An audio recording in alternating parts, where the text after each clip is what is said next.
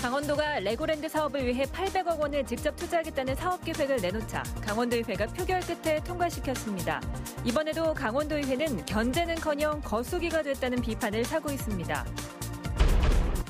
강원도가 내년부터 시행하는 육아 기본수당 예산이 조건부로 의회 상임위원회를 통과했습니다. 지역 주민들에게 행패를 부리거나 술에 취해 폭력을 휘둘러온 생활 속 폭력배 400여 명이 경찰의 무더기로 붙잡혔습니다. 춘천 석사지구 도시개발 사업이 다음 달 마무리돼 내년부터 본격적인 공사가 시작될 전망입니다.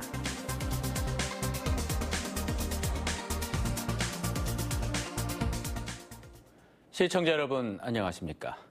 강원도가 레고랜드 사업을 위해 800억 원을 직접 투자하겠다는 사업 계획을 내놓자 강원도의회가 표결 끝에 통과시켰습니다. 강원도의 끊임없는 말 바꾸기에도 불구하고 이번에도 강원도의회가 견제는커녕 거수기가 됐다는 비판을 사고 있습니다. 강화길 기자가 보도합니다. 지난 2001년부터 시작한 춘천 레고랜드 건설 사업. 그동안 수많은 협약과 착공식이 열렸지만 제자리 걸음입니다. 강원도는 최근 사업 주체를 달리하겠다며 의회에 동의안을 제출했습니다. 동의안은 강원도가 800원을 투자하고 사업 시행사를 LL개발에서 멀린사로 변경한다는 내용입니다.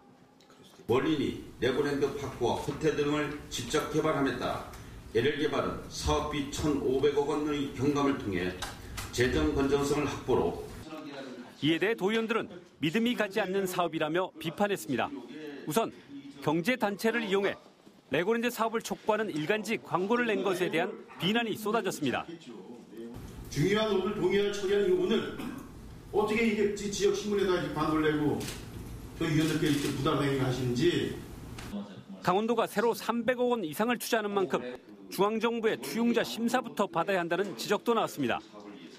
저희 위원회에 재상정을 해서도 안 되고 저희 위원들이 이 부분에 사전 절차가 이행이 되지 않았기 때문에 심의를 해서도 안 된다고 봅니다. 또 800억 원을 투자해도 매출이 400억 원을 넘지 못하면 한 푼의 수익도 얻을 수 없는 불합리한 계약부터 개선하라는 쓴소리가 나왔습니다. 그 첫 번째 UA가 자신들한테 극도로 유리하게 되어 있기 때문에 그것을 포기 못하고 계속 지금 가져오는 거 아닙니까? 하지만 이런 비판의 소리는 더불어민주당의 수적 우위에 묻히고 말았습니다. 출석 의원 8명 중 민주당 의원 6명 전원의 찬성으로 동의안은 통과됐습니다. 외국 기업에 무려 100년 동안 부지를 무상으로 임대해주는 특혜를 주고 벌써부터 하루 이자만 1,580만 원을 내고 있는 레고랜드 사업. 강원도에 계속되어온 말 바꾸기에도 불구하고 강원도의원들은 이번에도 강원도에 거수기를 주저하지 않았습니다. MBC 뉴스 강화길입니다. 강원도가 내년부터 시행하는 육아 기본수당 예산이 조건부로 의회 상임위원회를 통과했습니다. 강원도의회 사회문화위원회는 강원도가 제출한 육아 기본수당 예산 243억 원에 대해 보건복지부와 조정 협의 완료 후 예산을 집행하되 사회보장협의회에서 권고하는 조건에 따라 배정 예산을 조정하도록 조건부 의결했습니다. 특히 오는 14일 도의회 본회의 개회 전까지 보건복지부 회의 결과 통보가 없을 경우에는 내부 유보금으로 전환하기로 했습니다. 지역 주민들에게 행패를 부리거나 술에 취해 폭력을 휘둘러온 생활 속 폭력배 408명이 경찰의 무더기로 붙잡혔습니다. 피해자는 대부분 영세 식당이나 주점을 운영하는 서민들과 사회적 약자인 노인들이었습니다. 보도에 김상훈 기자입니다. 지난달 8일 새벽 속초에 사는 51살 A씨는 옆방에 혼자 사는 노인을 찾아가 흉기를 휘두르며 돈을 내놓으라고 3차례나 요구하며 괴롭힌 혐의로 경찰에 붙잡혔습니다. 동해의 한 주점에서는 지난 9월 술과 안주 등 28만 원어치를 마시고 돈을 내지 않고 도주한 43살 B씨가 상습 무전 취식 혐의로 구속됐습니다. 이렇게 도내에서 독거 노인이나 영세 식당업주를 대상으로 상습적으로 폭행을 행사하고 행패를 부려온 이들이 경찰의 무더기로 붙잡혔습니다.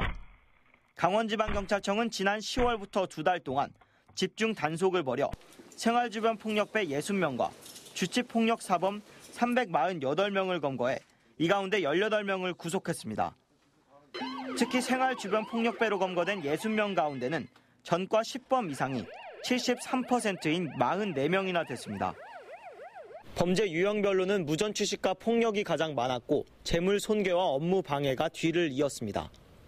경찰은 생활 속 폭력 행위를 근절하기 위해 단속 활동을 더욱 강화할 계획입니다. 상습성 있는 폭력배에 대해서 직업이나 생활관계 등에 대해서 모니터링을 하고 있으며 피해자와도 한 라인을 구축하여 2차 피해가 발생하지 않도록 보호 활동도 강화하겠습니다.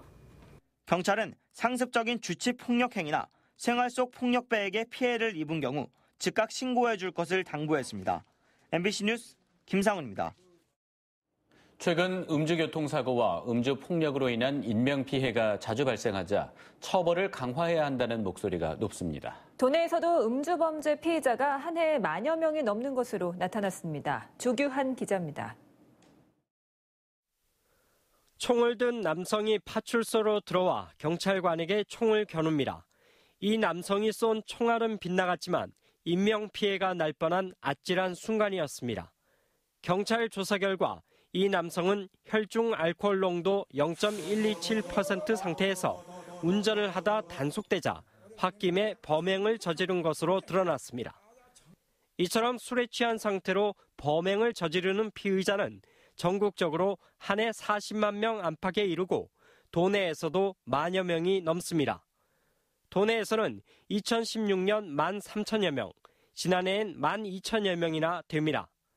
이 가운데 60% 안팎이 음주운전이지만 폭력이나 강력범죄 피의자도 적지 않습니다.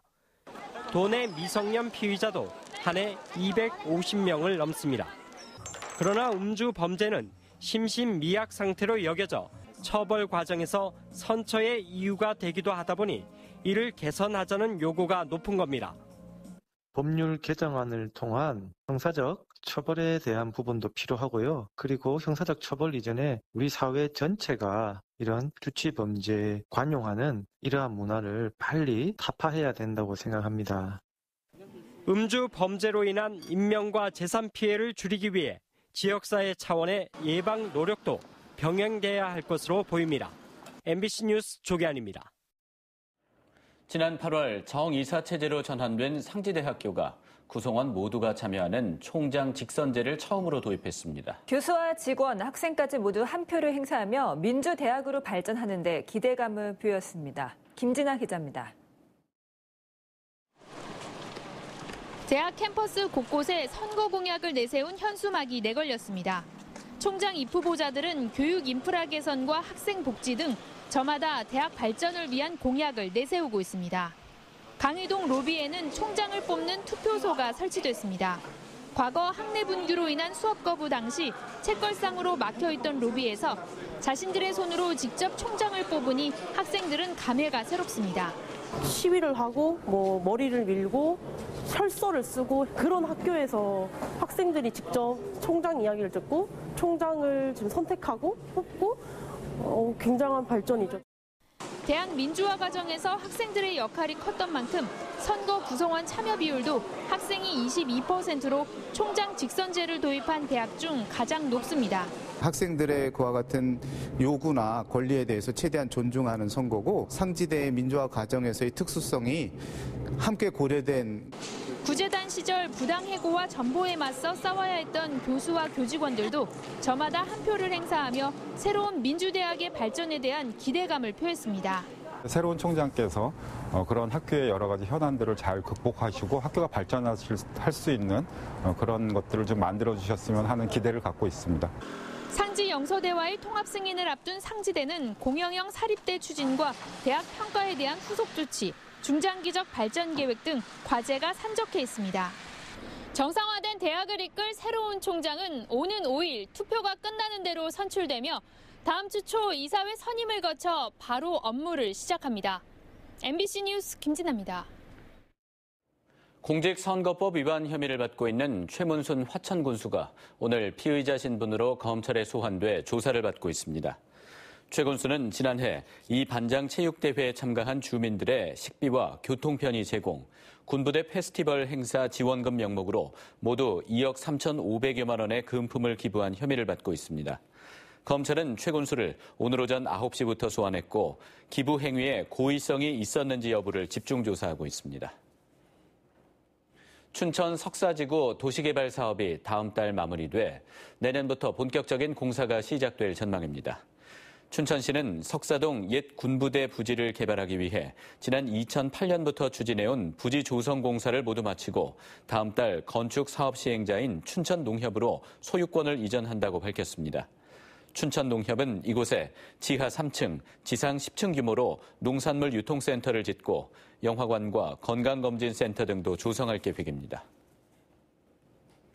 AP와 BBC, 인민망 등 세계 유수의 외신 기자들이 철원군 화살머리 고지 남북도로 연결 현장과 지뢰 제거 장소를 방문했습니다. 강원도는 평창 동계올림픽의 개최 지역이자 분단도인 강원도가 남북한 긴장과 대립을 마감하고 평화 무드로 나아가는 데 있어 주요한 역할을 했음을 외신에게 알리기 위해 이번 행사를 마련했습니다. 빗길 교통사고입니다.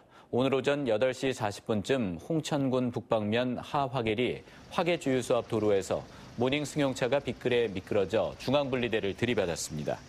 이 사고로 운전자 57살 신모 씨 등 일가족 4명이 다쳐 병원으로 옮겨졌습니다. 경찰은 빗길에 차량이 미끄러져 사고가 난 것으로 보고 정확한 사고 원인을 조사하고 있습니다. 다음은 춘천 MBC 사랑의 쌀 나누기에 정성을 보내주신 분들 소개합니다.